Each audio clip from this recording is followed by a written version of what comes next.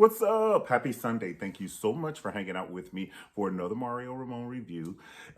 If you like the video, definitely like the video, subscribe to my channel, and comment below, all right? Today, we're going to review Tina Turner's documentary on HBO, simply called Tina. It's a new documentary on HBO that just talks about, her whole life, that, when she grew up and meeting Ike and religion and where she is now. So we're going to get into it, okay? Tina Turner is one of my favorites. I love Tina Turner. My best friend surprised me with tickets and took me to go see her in Atlanta, Georgia at the Phillips Arena. And we had the floor seats, which was pretty fun. I got in trouble with security because I stood up on my chair. I was doing behavior, you know what I'm saying? I stood up on my chair and was taking pictures. Like, first of all, you're 6'1", 6'2". So of course somebody's gonna see you stand in your chair. And so security was like, not anime. You were not taking pictures of anime. And I was like, the devil is a lie. I got at least 10 to 13 more pictures to take. Are you fucking kidding me? I did get off the chair, but then I was trying not to take the pictures because back then they were confiscated. She had her farewell tour about 13 times. Her and Cher, they loved a good old farewell tour. I was like, well, when are y'all really gonna retire? They had about 13 farewell tours. But let's get into the documentary, okay? Let's get into Miss Anna Mae Bullock's life. She grew up in Nutbush, Tennessee. That's where she was born, and she grew up in Nutbush, Tennessee, in cotton fields. And she wasn't a slave. She was a free woman. She and her family, but they were field workers, if you will, and they worked in the fields in exchange for money.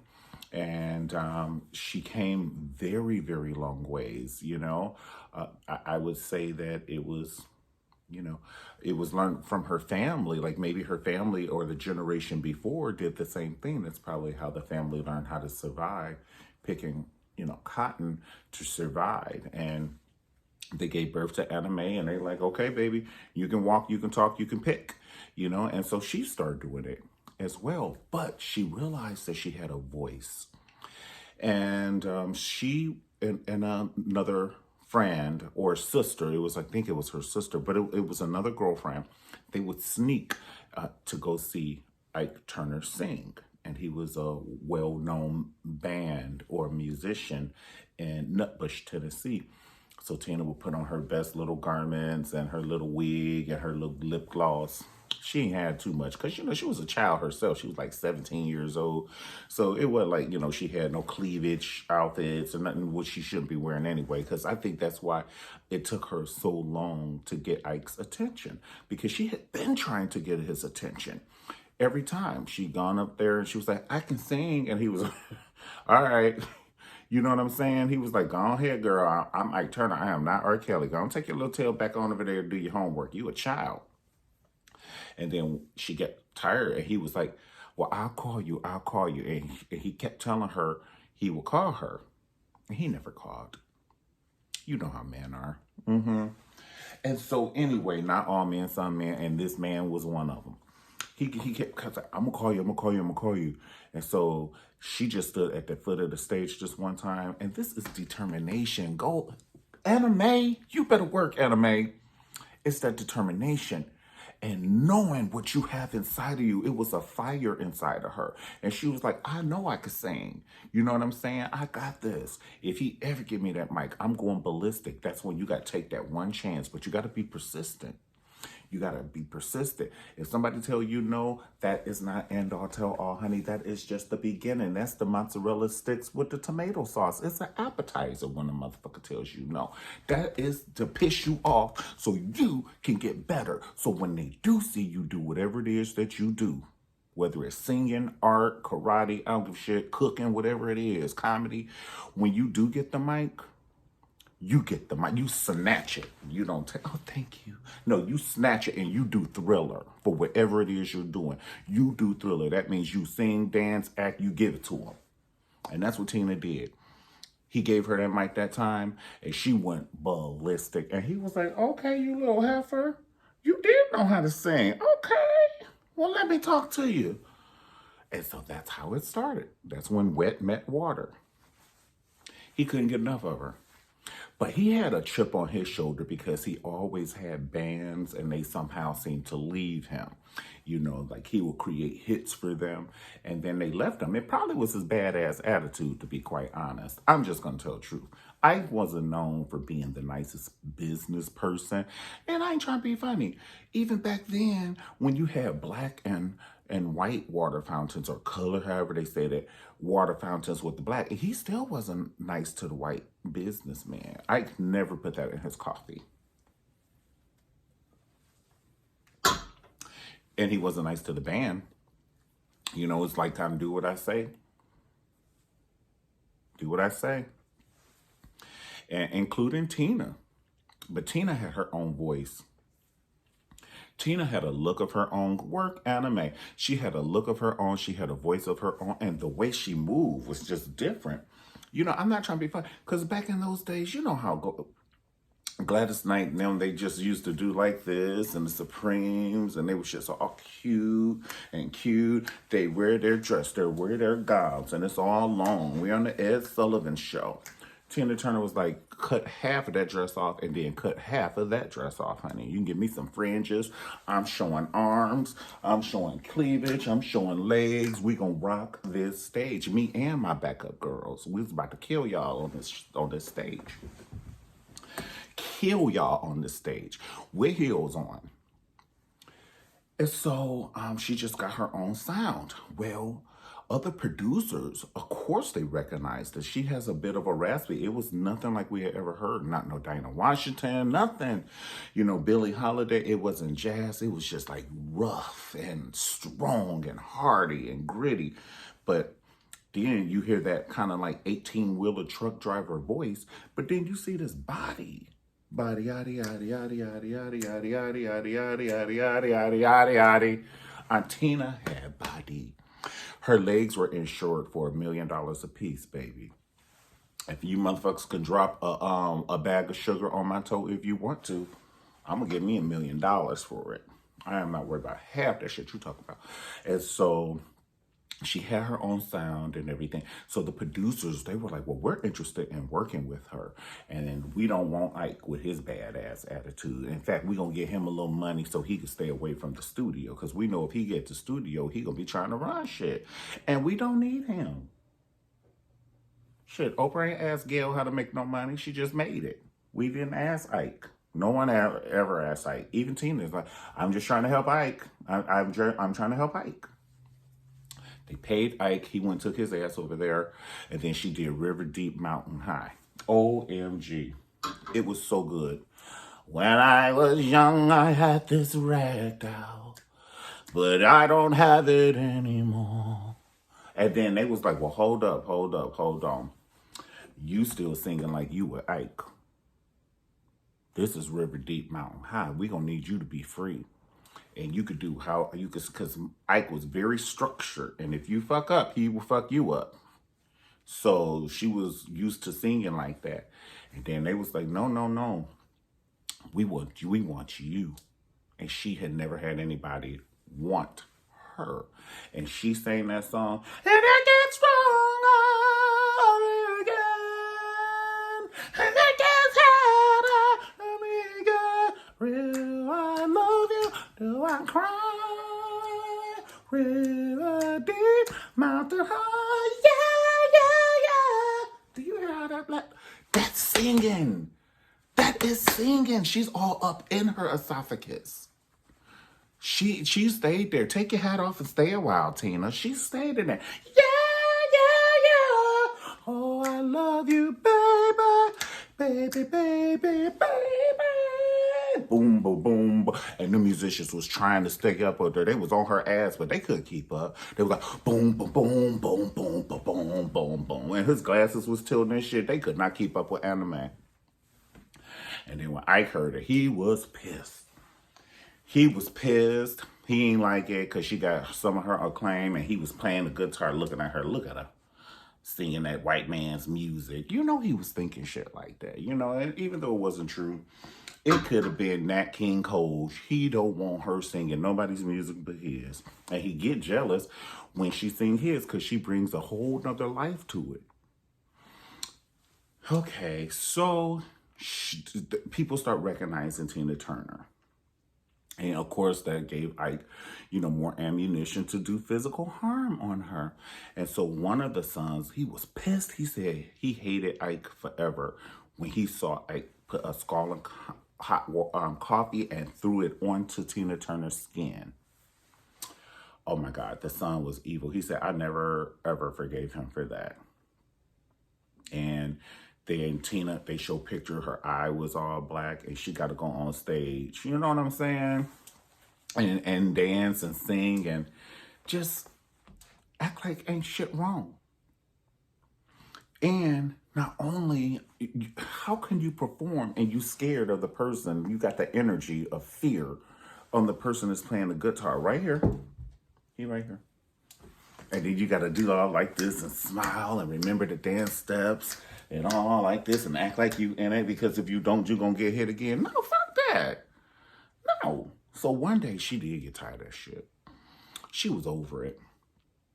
And she found Buddhism. And she started chanting and being free.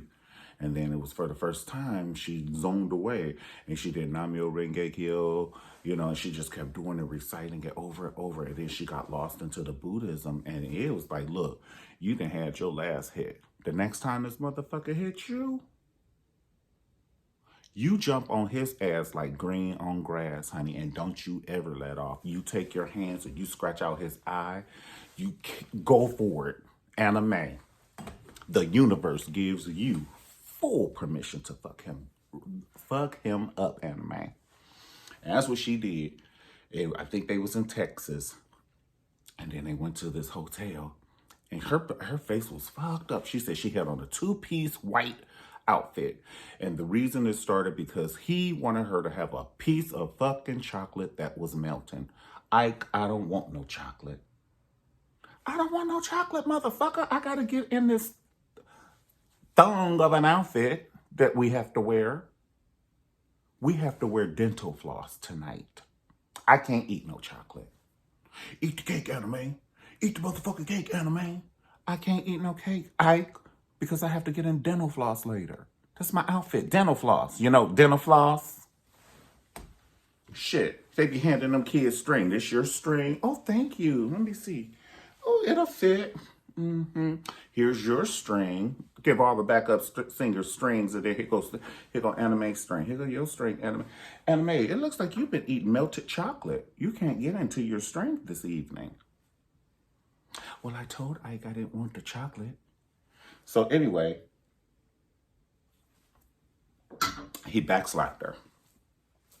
And she said she gave him the piercing eye, which she had never done before. Now, anybody knows when your abuser knows that they're losing the fucking power and you just ain't scared of them, you ain't taking that shit. She looked at him like,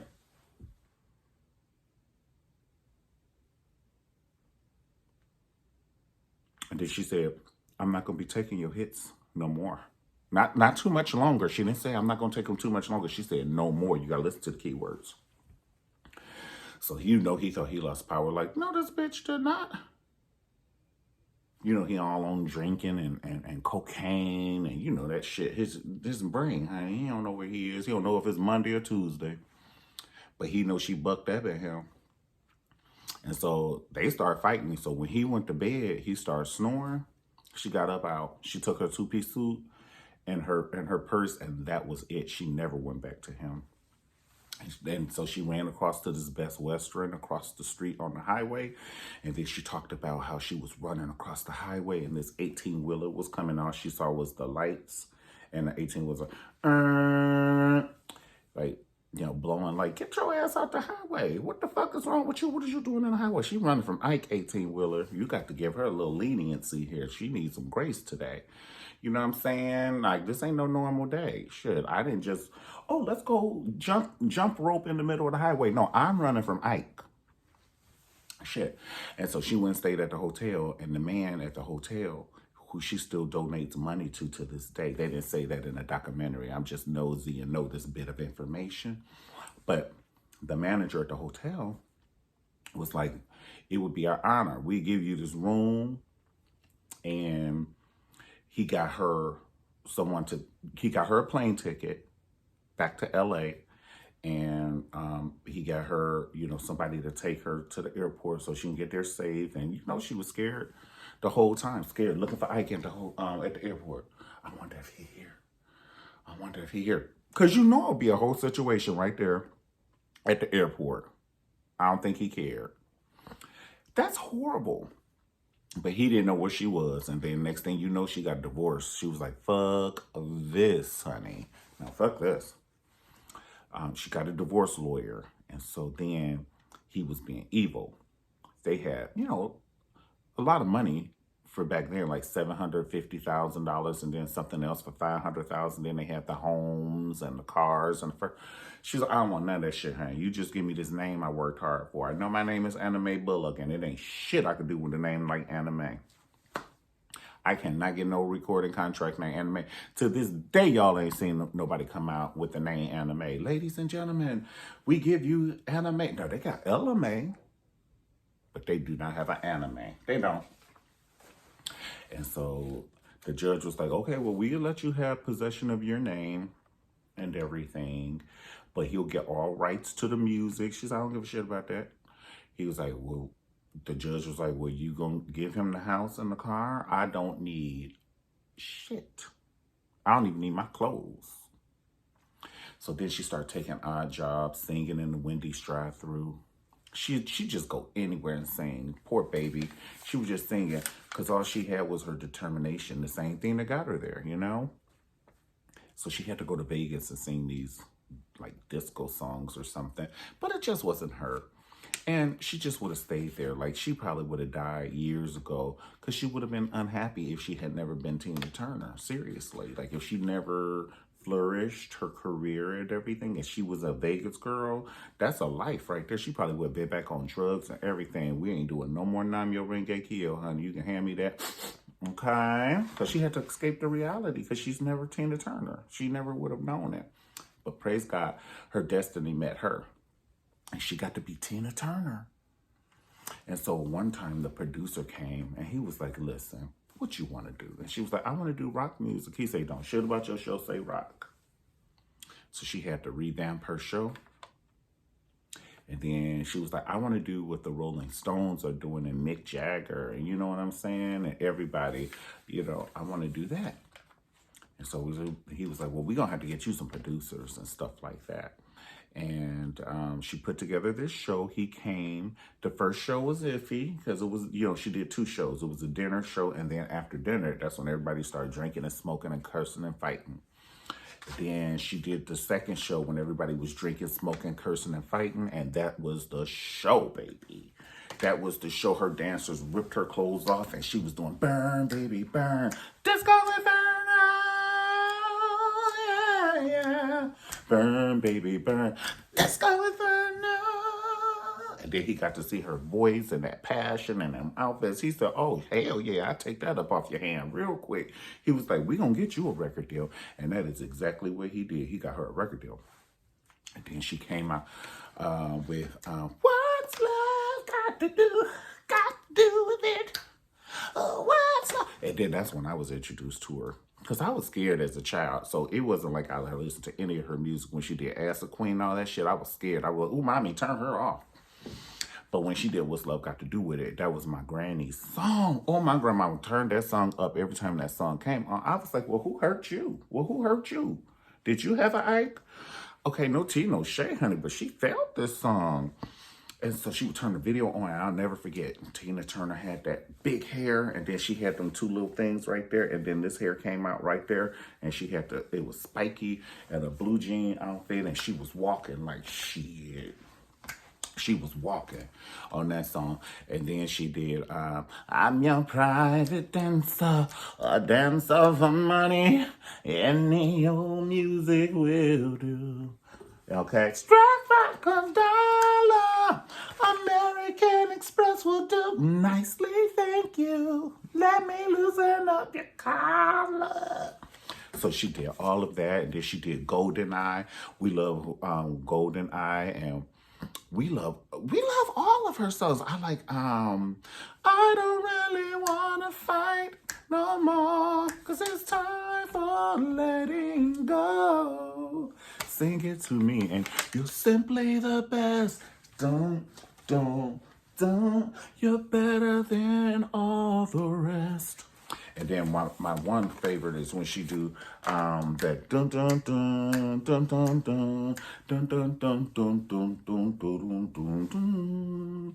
And then she have her little 21 and 22-year-old dancer on the side of her, and she look at her, she be like, "Come on, girls, rolling, rolling, rolling on the river, dun-dun-dun-dun-dun, rolling." Remember when Oprah tried to do that? She invited Tina Turner on her show. Poor Oprah, she can't even walk on beat. All Oprah had to do was walk down the stairs, and she did that off beat. I said, how you gonna fuck up walking down the stairs, honey? And then poor Oprah, she just got brains. She don't have the rhythm. And she'll tell you that. Even when she be singing, now how you gonna be offbeat on a Celine Dion song? She was like, you're here, there's nothing I fear. And I'm like, Oprah, you ain't even listening to the song, honey. You ain't even trying to be on the beat. Every time somebody come on her show, and then she be sitting there acting like she listening, doing this. I'm like, what the fuck is this? This is her Rhythm Nation. I love it. I love it. And I just think Oprah be so happy she's having a good hair day, because her hair was light and fluffy like fresh cotton candy. And her hair was always moving like, Felicia Rashad's hair, Claire Huxtable. They all had the same hair, and Tootie on The Facts of Life. They all had the same kind of hair. But Oprah be doing like this, and I'm just so happy my hair is moving. But yeah, she did that Tina Turner thing where she would wear the wig every day and do her show, and then at the end of the season, she would do a show with Tina Turner. And Oprah looked good that time. She had on the black leather pants and everything. I said, you better work, Oprah. Oprah and Anna Mae doing things. Sisters are doing it for themselves, right? And so, Tina, that's my favorite song with Tina, when she do it with the 21 and the 22-year-old. But Tina is just a force to be reckoned with. She's just a role model for so many different ways. And maybe, she doesn't want to be a role model, but I think that's when you are a role model, when you're a trendsetter and, a leader. If she wasn't a leader, I'm sorry, she and her children would probably, would have inherited working in the cotton field. And she was like, we got a couple of other things to do with our lives. Okay. She was like, nope, we're going to take this voice all the way to town. We're taking this voice all the way to town. And it just goes to show you how back then, kudos to all the celebrities or the singers that we know that are our gold American royalty, like the Billie Holidays and Sarah Vaughan's and Ray Charles, Gladys Knight. Everybody could have stopped. They all had obstacles that were way bigger than them. And especially Ray Charles, he couldn't see, and he was being discriminated on. So everybody, but they never stopped. They never stopped Tina Turner. She could have just stopped, but she did try and kill herself a couple of times, and they talked about that. She was like, I just swallowed a whole bottle of something, and then I woke up, they pumped my stomach. She was over it. She was over it. And I get it. That's my life? You beat me and control the money? Oh, hell no. I got to do Private Dancer, Simply the Best, honey. I'm going on tour. I'm trying to sell out stadiums, not these old juke joints. They sold out some good theaters when they were Tina and Ike. But she wanted, like, Michael Jackson status. Like, she wanted to be one of the boys, like a rock, you know what I'm saying? One of the boys, honey. Because to this day, it hasn't been a lady that can sell out a stadium. A stadium? Now, maybe Madonna and Beyonce can do it, and Janet Jackson probably could have done it in a heyday, but I do believe there would have been a few empty seats. But Tina, she can go overseas. I love to go when they be like saying your name in a different pronunciation. Tina, a Tina, a Tina. Because we be like Tina Turner. And then, you know, like for instance, we say Madonna. But they be like, Madonna, Madonna, a Madonna. I was like, what the fuck is a Madonna? A Madonna, a Madonna. Word, Madonna. Did we forget anything? We talked about Vegas, the divorce, her doing rock music, her children hating Ike's ass, her religion. And to this day, she's still Buddhist. You know, she practiced it. She said it saved her life. It got her up out of there. Sometimes we need religion. We need something a little higher than us, you know, so it can start speaking to our spirit, because we just be living, doing what we do, just on an everyday life, you know. And then we be trying to feel better. We go to Macy's and buy some shit we don't need, you know, old jacket, honey. And then if they got the wrong size, we still buy it. Well, I'll fit into it. Like, no, we not. Buy it when you fit into it, pumpkin lamb. Stop buying shit you can't wear. And then, you know, we be trying to make ourselves feel better, but sometimes we just need religion or a higher power, you know, that's, you know, more than us, you know, get us back on track. Same thing with Aretha Franklin when she did that, her movie, as she did the gospel album, Amazing Grace. She was like, I do not want to do any pop music, nothing. I need to go back to my roots. All right. Well, thank you so much for hanging out with me for another Mario Ramon discussion. If you like the video, definitely like the video below. Subscribe to my channel. And don't forget to click the notification button. That way you can get the videos hot and fresh off the press like a Krispy Kreme donut. And comment. I would love to see your comments below. Thank you so much for hanging out with me. God bless you and have a great day. Peace.